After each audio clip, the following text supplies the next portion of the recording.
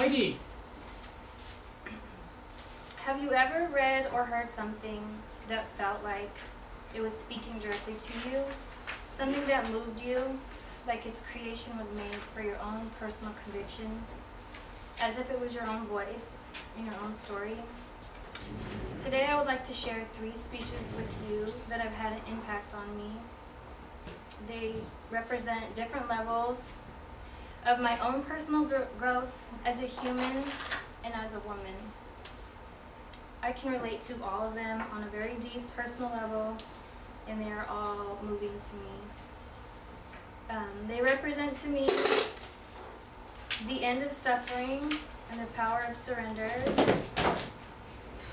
strength, resilience, the resilience of the human spirit, and finally the power of self-love. The first speech that I watched was on YouTube, and it's an author named Eckhart Tolle. And if anybody's ever seen him, he's kind of out there, but he has a lot of teachings that, to me, I find very mentally stimulating. The one I want to talk about today is called The End of Suffering. So he goes to say, you won't surrender. Surrender means only to accept this moment as it is. But you won't. You won't surrender unless you're completely fed up with suffering and you admit to yourself that you've had enough. And at some level you recognize that most of your suffering is self-created. And it's created out of a resistance to what is or your interpretation of what is, not the actual situation. When we really truly had enough suffering, we realize we just don't need it anymore. Or sometimes we just can't take it anymore. A lot of people come to a point where they say they've had enough, and they're willing to listen to a message, any message, of a different way to go about living without suffering. This has a lot of value to me because in my life, at least in the last year, I came to a point where I felt like I was just in so much pain and suffering. There had to be a better way to live, to think. And so I started searching for messages and doing, some soul searching and doing a lot of reading and trying to develop a relationship with God.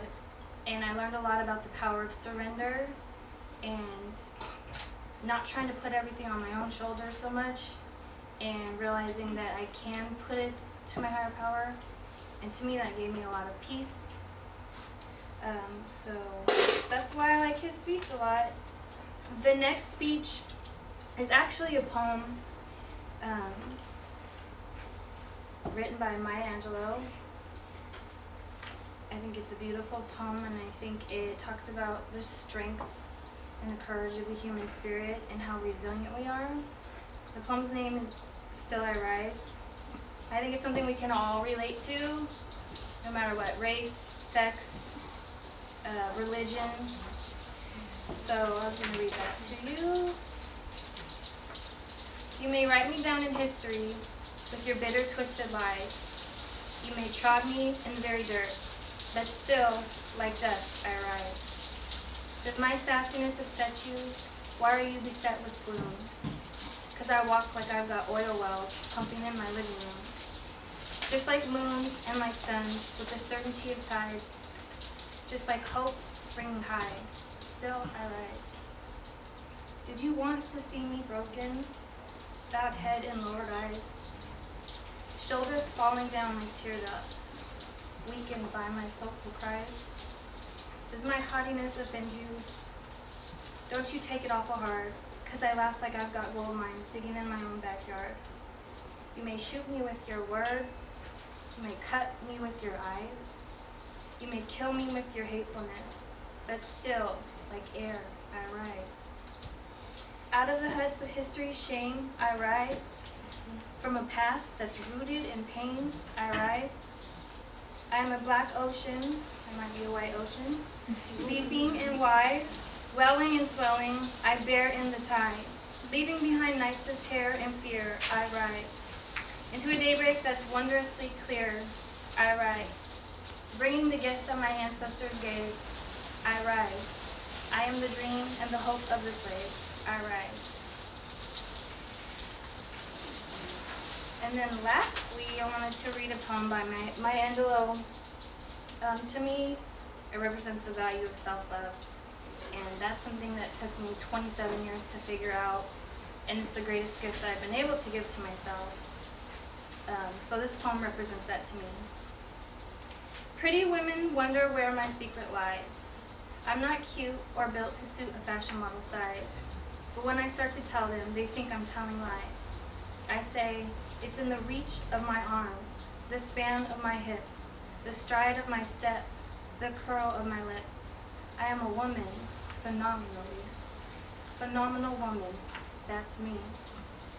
I walk into a room just as cool as you please, and to a man, the fellows stand or fall down on their knees. They swarm around me, a hive of honeybees. I say it's the fire in my eyes, the flash of my teeth, the swing of my waist, and the joy in my feet. I am a woman, phenomenally. Phenomenal woman, that's me. Men themselves have wondered what they see in me, but they can't touch my inner mystery. When I try to show them, they say they still can't see. I say it's in the arch of my back, the sun of my smile, the ride of my breasts, and the grace of my style. I am a woman, phenomenally. Phenomenal woman, that's me. Now you understand just why my head is not bowed. I don't shout or jump about, or have to talk real loud. When you see me passing, I ought to make you proud. I say it's in the click of my heels, the bend of my hair, the palm of my hand, and the need of my care. 'Cause I'm a woman, phenomenally. Phenomenal woman, that's me. I hope to have shared a little bit about myself and things that I am passionate about. My trials and tribulations, my faith, my passion, my love.